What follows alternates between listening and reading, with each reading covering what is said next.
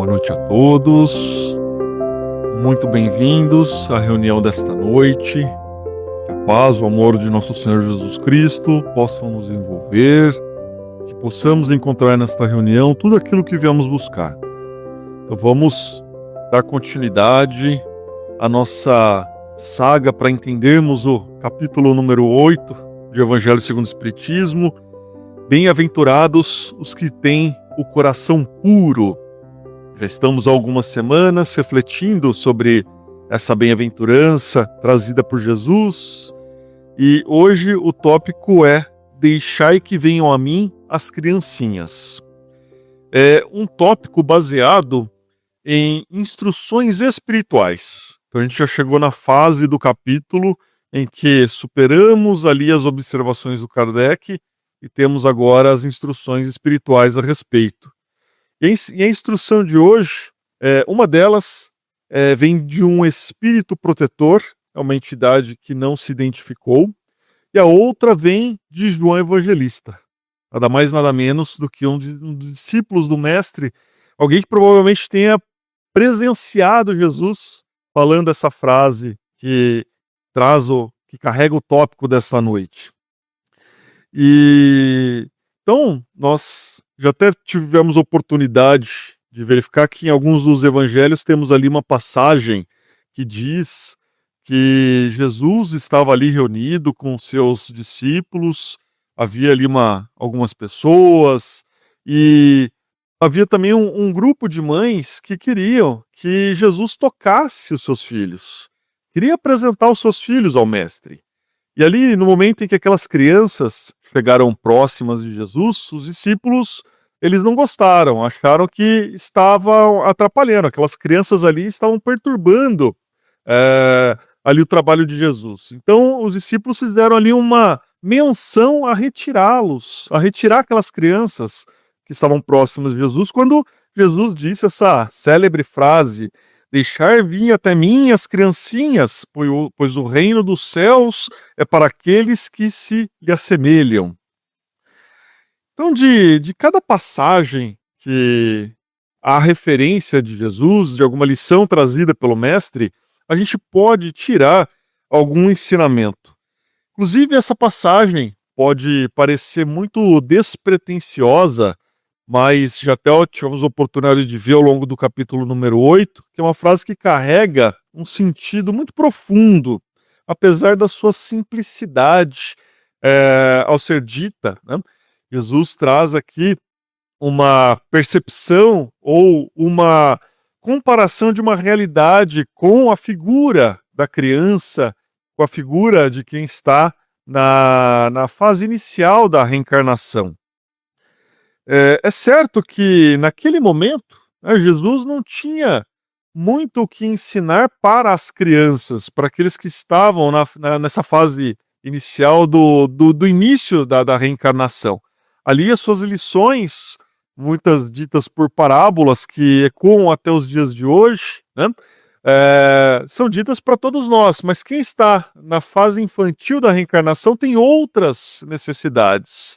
Ao longo do tempo, com o desenvolvimento fisiológico, com o desenvolvimento do corpo físico, é possível que haja ali não só o interesse, mas também as condições de melhor entendimento das lições de Jesus. Mas ali o que Jesus estava querendo dizer, na verdade, é fazer uma comparação com o estado daquele que busca as suas lições. Então, Jesus quis dizer que todos aqueles que buscam as suas lições devem se assemelhar a uma criança. E quando nós vemos uma criança, aquele que está na fase inicial da sua reencarnação, já nos remete uma ideia de pureza, né? Tá certo que nem todos dão essa percepção para nós, né? Tem uns pestinhas aí que parece que, né, não tem nada de puro, né? Mas a fase infantil nos remete à pureza. É justamente aquela fase em que a criança ainda não tem um passado delituoso, ela não ostenta vícios. É um momento em que nós percebemos a candura, a alegria da criança, a facilidade que tem de perdoar, né? A fé que a criança nutre dentro de si, no sentido de que alguém vai suprir as suas necessidades. Então a criança traz realmente para nós, ali é uma fase que todos nós já passamos, mas que nós observando na reencarnação de outros, a gente tem essa percepção de que a criança traz em si uma certa pureza, né? Eh, Tem todo um caminho ainda para se trilhar nessa reencarnação. É claro que o espírito da criança já é um espírito amadurecido, já viveu uma série de outras vidas, mas ali naquele momento manifesta tão somente aquele estágio inicial da vida, né? E, e aí, em contrapartida, ou numa interpretação contrária, né, Jesus vai querer nos dizer que, olha, então aquele que nutrir em seu coração o orgulho, a presunção, aquele que tiver o ego exacerbado, esse então terá dificuldade para compreender as lições do mestre, terá dificuldade para se harmonizar com as lições de Deus e, consequentemente, poderá ter dificuldade para se enriquecer espiritualmente nesta reencarnação, porque provavelmente é alguém que está priorizando muito mais as questões de ordem material, está muito mais preso à satisfação dos sentidos, então por isso não consegue manter em seu coração a pureza, né? Então, quando nós estamos estudando essa bem-aventurança, a bem-aventurança da pureza, né, de coração, Jesus vem nos mostrar justamente isso, que nós somos como um vaso que devemos trabalhar pela nossa própria pureza, pela nossa própria limpeza. E já vimos, especialmente na semana passada, que devemos nos livrar dos vícios, nos livrar daquilo que é o escândalo, né? Que nós vimos que diz respeito a tudo aquilo que contraria as leis de Deus. Então, Jesus vem nos mostrar nessa comparação com a criança, que na verdade, para que nós possamos alcançar o caminho da nossa felicidade, é necessário que nós possamos de fato procurar cultivar essa pureza em nossos corações. Porque antes de conseguir a evolução espiritual, nós precisamos entender como atingi-la, né? Então Jesus nos dá ali o mapa, nos dá as diretrizes, por meio das suas lições, de como nós podemos atingir essa evolução espiritual, alcançar o reino dos céus, como disse Jesus aos seus discípulos. Só alcança o reino dos céus aqueles que se assemelham a uma criança, aqueles que têm puro o seu coração, aqueles que têm condições, que é terra fértil para a compreensão das lições que ele veio nos trazer. Então, ao se referir à figura da criança, Jesus está falando com todos nós, que podemos ainda até nos considerar na infância espiritual, em virtude ainda do longo caminho que nós temos de percorrer para que possamos ascender a essa perfeição relativa que a todos nós é dado um dia obter, um dia conquistar. Então, Jesus nos propõe que nós possamos nos dirigir a Ele, nos dirigir a Deus de maneira esperançosa, de maneira humilde, na forma de uma criança, assemelhando-se como uma criança, acreditando de fato em Deus, acreditando no poder dos espíritos superiores, acreditando que todos nós estamos sendo vistos, estamos sendo tutelados, que as nossas necessidades, de acordo com o nosso merecimento, de acordo com a programação que cada um de nós tem de seguir para que possamos evoluir espiritualmente, as nossas necessidades estão sendo vistas. Então, ter essa fé como tem a criança, a fé de que um adulto vai lhe alimentar, vai cuidar das suas necessidades, vai lhe dar o abrigo, né? Da mesma maneira, nós devemos entender que alguém ou algo como Deus está tutelando todos nós, todos os nossos espíritos. E toda vez que, de maneira humilde, a gente confia, a gente tem esperança, nós nos sentimos acalentados, assim como nós nos sentimos acalentados pela nossa mãe, pelo nosso pai, ou por alguém que cuidou de nós nesse momento inicial da nossa reencarnação. E esse ponto a gente vai ter oportunidade de aprofundar bastante quando chegamos lá no capítulo número 19, que fala especialmente da fé. Mas essa fé que a criança parece trazer dentro de si é um elemento fundamental para que nós possamos cultivar a pureza nos nossos corações, porque, afinal de contas, é necessário que acreditemos e que confiemos, principalmente que confiemos em Deus, na providência divina, de modo que todo o nosso esforço para seguir o caminho do bem, todo o nosso esforço para cultivar as questões espirituais dentro do nosso campo íntimo, realmente tenham validade.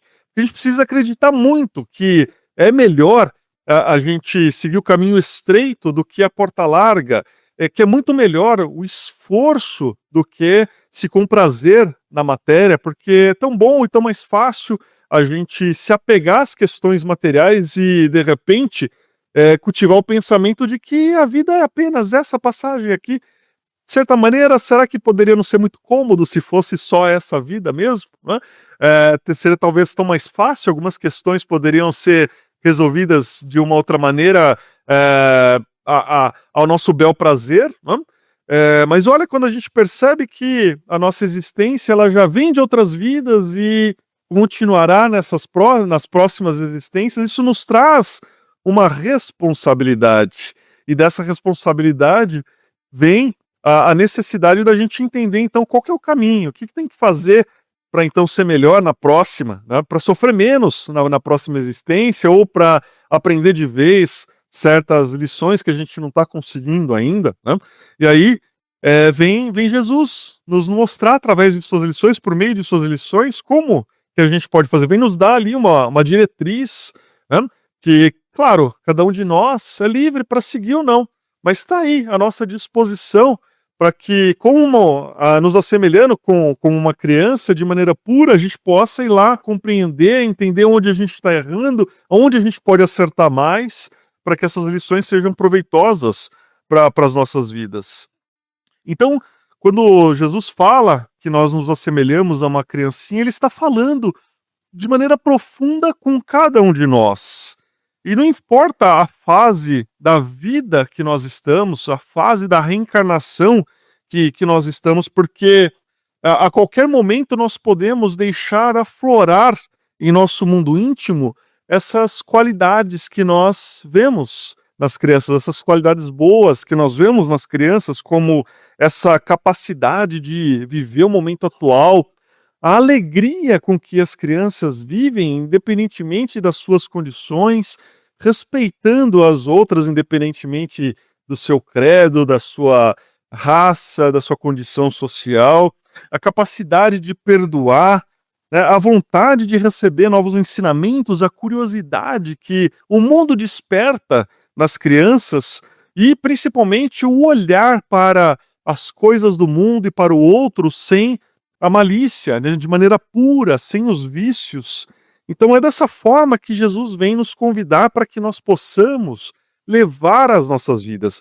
Obviamente não de maneira a não ter responsabilidades, como a criança ainda não tem na sua fase, até porque nós não podemos esperar responsabilidade de quem não tem condições de supri-las por si. Mas o que Jesus vem mostrar é justamente o contrário, né? Porque nós possamos aproveitar essas características positivas da fase infantil, aquilo que a criança tem a nos ensinar. E olha que lição de humildade, nossa, de olhar os caracteres de uma criança e dizer, nós podemos aprender algo com eles que estão nessa fase da vida, fase que nós já passamos, mas que acabamos deixando para trás muitas coisas ou muitas qualidades que nós já tivemos e que hoje, em razão das demandas da matéria, a gente não consegue mais ostentar. Como, por exemplo, viver o aqui e agora. Quantos de nós não está vivendo, muitas vezes, naquele passado, cultivando ainda o rancor, o ódio, cultivando aqueles sentimentos ruins relacionados a uma sensação de que perdeu-se oportunidades, de que a vida poderia estar de outra forma, um complexo muitas vezes até de culpa que nós carregamos por erros que nós tivemos ou omissões que nós tivemos no passado, ou então muitos de nós estão vivendo o futuro, a expectativa, algo que vai acontecer, algo que a gente projeta e que na realidade nunca vai acontecer do jeito exato como nós imaginamos ou queremos. Agora a criança não. Ela vive o aqui e o agora de uma maneira surpreendente, de uma maneira espontânea, né? A gente até começa a observar que a partir de uma certa idade ela já começa a se preocupar, né, com o que vai acontecer, com os eventos que vão ali, estão marcados durante o ano, mas logo na primeira infância a gente vê essa espontaneidade da criança que não se preocupa com amanhã, não se preocupa com o que aconteceu ontem. Então, nesse aspecto, o Jesus vem nos dizer que nós devemos dar valor para o hoje, né? Que nós devemos, obviamente, ter essa maturidade de ir cultivando o progresso da nossa vida dia a dia, como se nós estivéssemos subindo uma escada, degrau por degrau, entendendo o fenômeno da causa e efeito, procurando colocar a nossa vontade, o nosso esforço dentro daquilo que é possível, daquilo que depende de cada um de nós, porque aí é a nossa diferença em relação à criança. Aí nós já temos a responsabilidade, temos a possibilidade de exercitar o nosso livre-arbítrio e temos principalmente a responsabilidade sobre a nossa vontade, aonde nós empregamos a nossa vontade, as nossas prioridades, as nossas escolhas. É isso que marca a nossa fase mais amadurecida durante o período dessa nossa reencarnação. Para que a gente possa chegar aqui na parte final, e para que a lição possa ficar um pouco mais clara, me parece que a gente poderia usar 2 exemplos, e aqui, obviamente, com um imenso respeito às entidades aqui envolvidas. Mas nós podemos trazer aqui um exemplo de um senador romano que procurou Jesus com o seu coração cheio de orgulho. E podemos também lembrar aqui de uma mulher abastada e igualmente pertencente à alta sociedade que procurou o mestre de forma pura, para que nós possamos entender como que as conquistas, como certas conquistas têm caráter definitivo em nossas vidas e depende só de nós, só das nossas escolhas, e que a felicidade genuína está ao alcance de todos nós que procuramos cultivar a pureza do nosso coração. Então, nós vamos ver, nesse primeiro exemplo, lá na magnífica obra Há 2000 anos, vamos ver Emmanuel, o guia do Chico Xavier, trazendo ali uma autobiografia nessa obra. Então ele narra algumas passagens da vida dele. Ele era um senador romano chamado Públio Lentulus, que foi ali contemporâneo de Jesus, viveu na mesma época que o mestre. E nessa sua reencarnação como Públio Lentulus, Emmanuel não aceitava as lições de Jesus, não aceitava a figura do mestre, embora a sua esposa Lívia tenha tido mais acesso às lições e tenha ali compreendido a grandeza de Jesus, até porque ela já era um espírito ali que se mostrava, trazia contornos de superioridade e de pureza de coração. Agora, a filha do casal, uma das filhas do casal, a Flávia, né? Ele tinha 2 filhos, um Marcos, se não me engano, e a Flávia. A Flávia, ela foi diagnosticada com hanseníase e o seu quadro de saúde só piorava a cada dia. E havia uma criada lá na casa do senador chamada Ana, e ela era seguidora de Jesus. E Ana falava a respeito das lições de Jesus para Lívia, falava para Flávia, a filha adoecida. E um dia, de uma maneira bem resumida, porque o texto ele é muito detalhado e lindo de se ler, então a gente recomenda a leitura do livro Há 2000 anos, é fantástico. Mas um dia o senador chegou em casa e presenciou a sua filha num estado agonizante. Ela estava com as mãos já feridas por conta da doença, que já estava em estágio avançado. E Públio Lentulus, no desespero, debruçou-se ali sobre o leito da sua filha e perguntou o que ele poderia fazer por ela. O que ela pedisse, ele ia se esforçar por conseguir. Seja um brinquedo, uma novidade, o que ela quisesse, ele iria buscar para ela, para satisfazê-la naquele momento, para que ela pudesse dormir tranquila. Aí um copioso suor envolvia as feridas da pequena Flávia, que com muito esforço respondeu à pergunta do seu pai, murmurando, quase de forma imperceptível. Ela disse assim: papai, eu quero o profeta de Nazaré. Foi isso que ela disse pro senador. O senador baixou os olhos, sentindo-se humilhado e confundindo-se ali em razão da resposta imprevisível que a filha deu para ele. Ele nunca imaginou que ela pediria por Jesus. E incentivado pela esposa, pela Lívia, Públio Lentulus decidiu então ter um encontro com Jesus. Procurar então o mestre, esse que todos falavam a respeito. Mas vemos que ele foi procurar Jesus ainda com seu coração orgulhoso, ainda envolvido pelo ego, pelas questões da matéria, pela sua autoridade. Porque ele nunca imaginou que um simples nazareno teria condições de auxiliar sua filha, porque ele é um senador romano, alguém que tinha um poder muito grande ali naquela região, ele não podia fazer nada. O que um simples nazareno poderia fazer? E ali próximo às águas mansas do lago de Genezaré, o senador encontrou Jesus, dando-lhe a inesquecível impressão de que a palavra era de espírito para espírito, de coração para coração.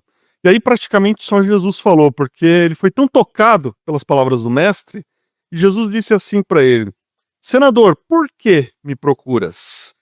E espraiando o olhar profundo na paisagem, como se desejasse que a sua voz fosse ouvida por todos os homens do planeta, rematou Jesus com serena nobreza: fora melhor que me procurasses publicamente e na hora mais clara do dia, para que pudesses adquirir de uma só vez e para toda a vida a lição sublime da fé e da humildade.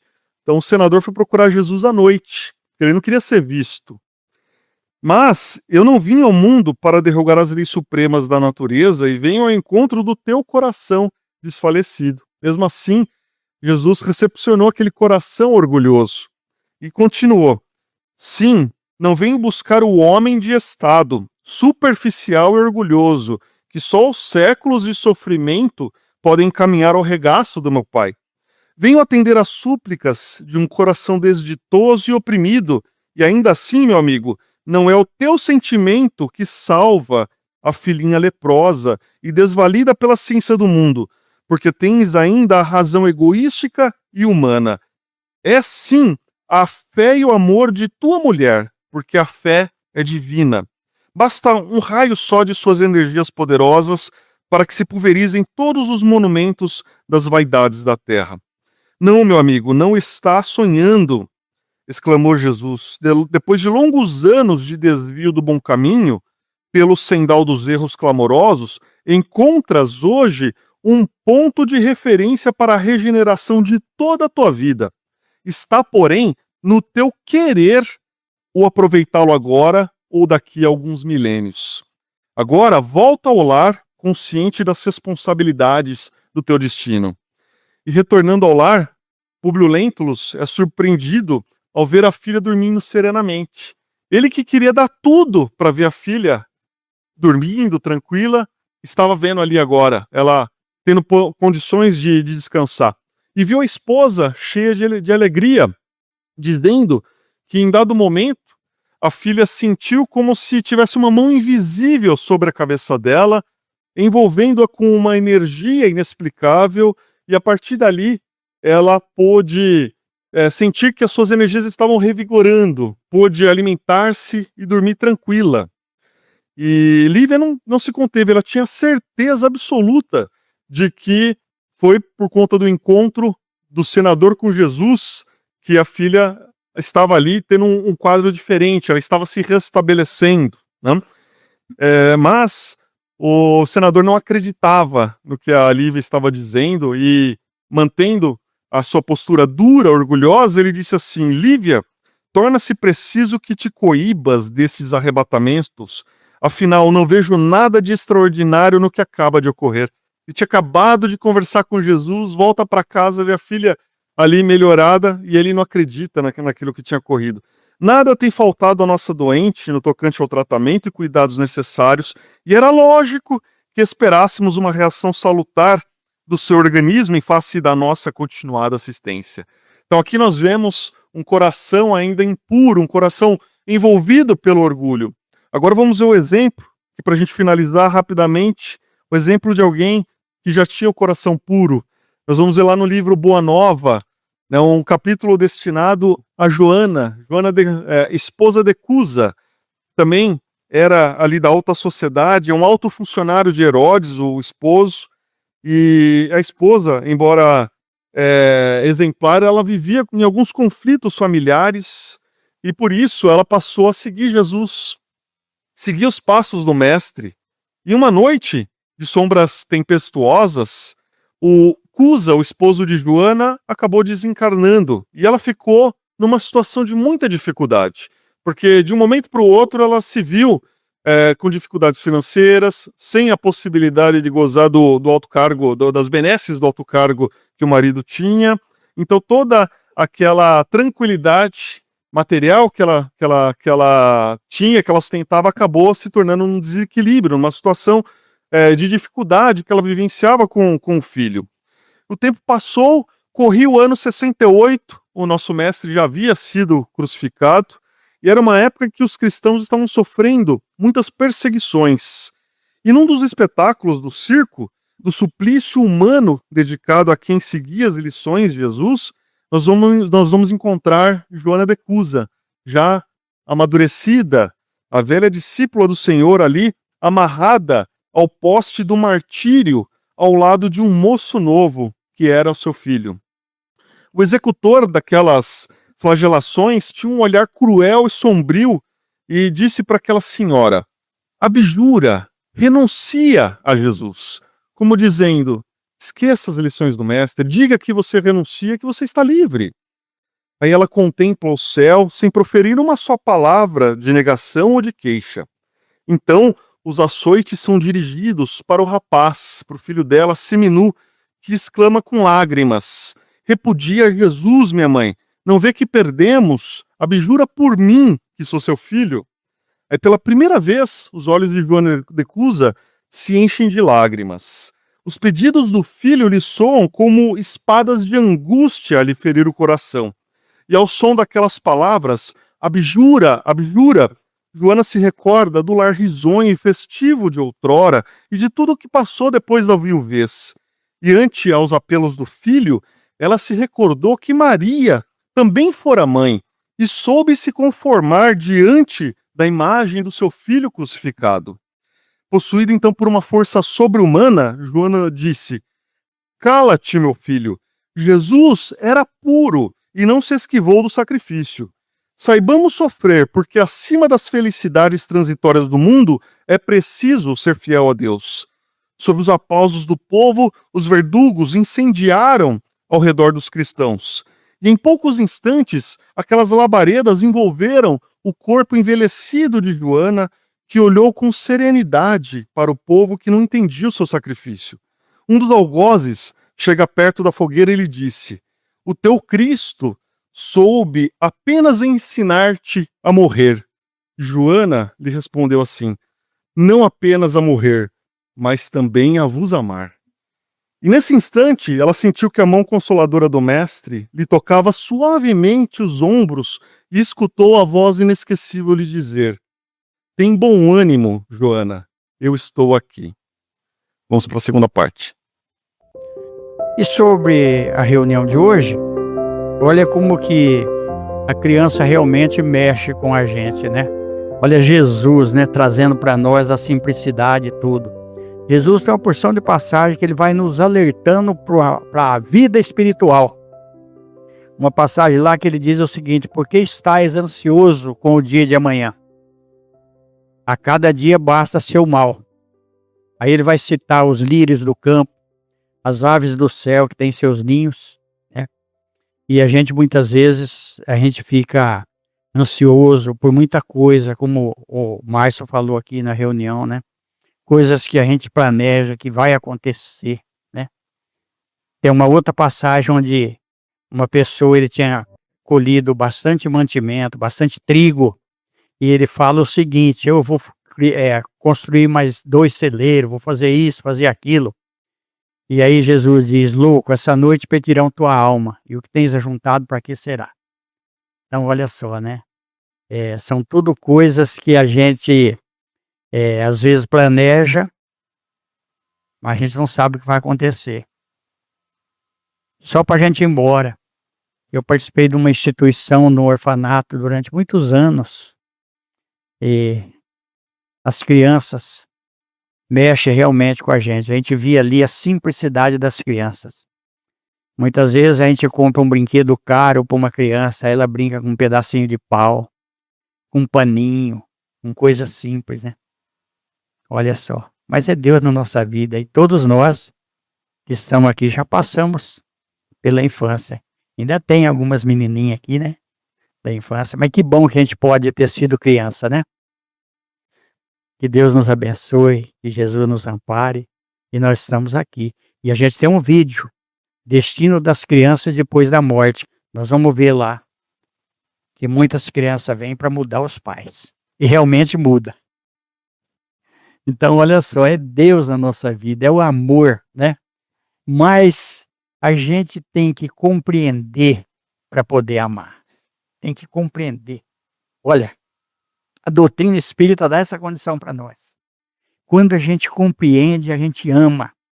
E como é difícil a gente falar que ama uma outra pessoa.